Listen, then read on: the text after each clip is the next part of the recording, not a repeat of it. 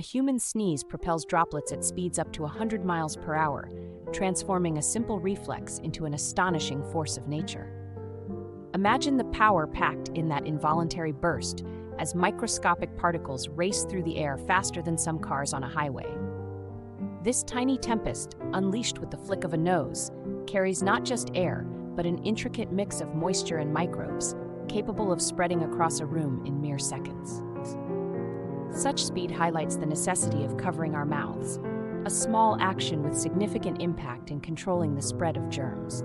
The next time a sneeze sneaks up on you, consider the sheer velocity at which it explodes into the environment, a potent reminder of both the marvels and responsibilities of our biology.